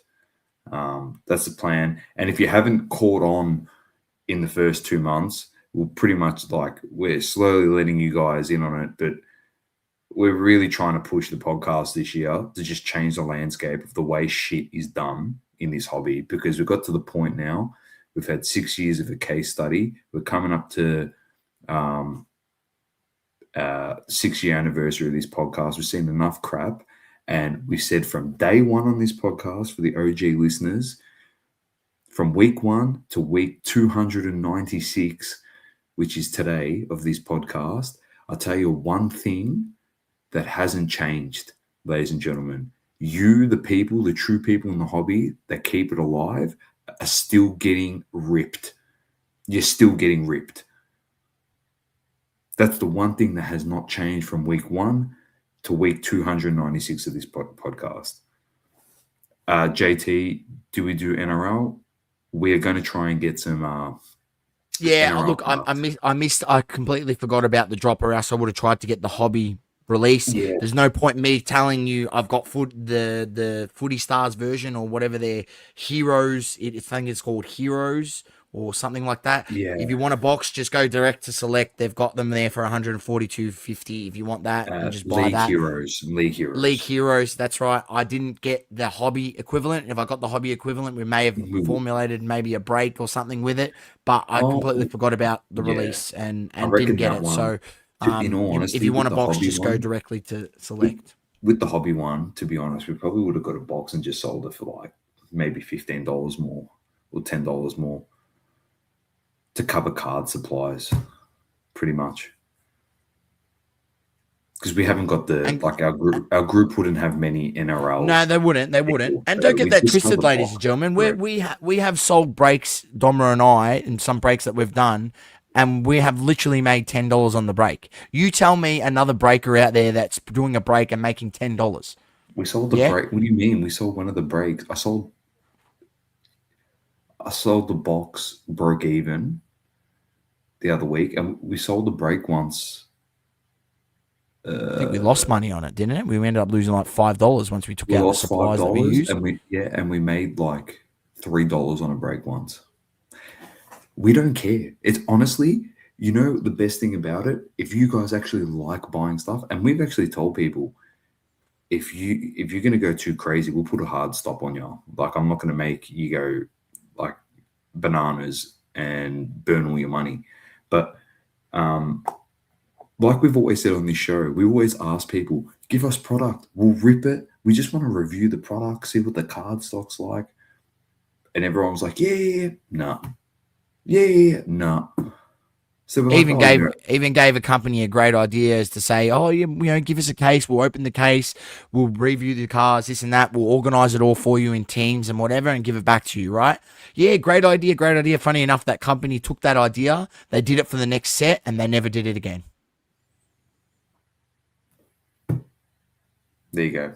But now with the double coverage breaks, we build upon our community, but at the same time, we get card stock. We can actually see what it's like. It'd be nice to hear. I need bots, Goliath. Don't worry. Yeah. I'm getting a bot and we will control the stock. And as I said, if I got a bot and I hit 100 ETBs of Ascended Heroes, you best believe I'm going live and I'm doing rip and ships for $130 plus shipping, ladies and gentlemen, because it's probably going to cost $12 to ship the ETB because I ship the whole thing. If you just want the cards, probably be $9 the shipping. But I would be ripping them all for you at $130. Yes, if I'm getting them all for 100, I'm ripping them to you at 130. I don't care because I want the boxes open. People are selling for 100. I know people are selling for 170, 180. Exactly. I know. And you know what the best part about it, ladies and gents, and I will leave it on this note, Saucy screenshotted every single one of those people in the Discord, and when he posts, I've got 120 ETBs, and they say, oh yeah, I want some. Saucy's going to be like, yeah, he'll sell it to you. Because he's got your name. He'll be like, 130? You know what? I'll sell it to you for 230. And they'll be like, what the hell? And it'll be like, that's because that's called you being a dickhead tax, mate. That's the tax for you being a prick to me. For trying to get a box to someone that actually is in the hobby, you want it to be a money-hungry pig. This is the money-hungry pig tax, and you're going to pay it. So it's either you pay it or you get nothing. So on that note, be smart, ladies and gentlemen. Don't get ripped. Keep living, loving, and breathing sport and cards. It's double coverage. I'm Dom with the Great Man Saucy, and we've almost gone 2 hours. We haven't done that for a long time. Get in the Double Coverage Facebook group, breaks group, and follow us on IG, because you will get first access to the best acrylics on the market. Let me just tell you that, ladies and gentlemen. Also UV protection on the acrylic. So apparently, you're supposed to be able to leave it out in the sun. I'm not going to take any guarantee like that. I wouldn't do that. Yeah, I wouldn't do that. I'm just saying apparently it's supposed to have UV protection. I don't know. They did come from China, ladies and gentlemen, so I don't know how much I would, trust the Chinese, telling me that. But the quality of the product is good. I'm just telling you that right now. The quality of the product is good. Come see it for yourself at the Melbourne Card Fair. I've dropped the link in the comments. I'll also edit the YouTube description so that the link to buying tickets is in the description as well. And yeah, peace out, ladies and gents. Till next time. Thank you for tuning in. Please don't forget to leave a review on the Apple Podcasting app. Also, follow us on socials: Instagram, Facebook, Twitter, and TikTok. Talking all sports, double coverage.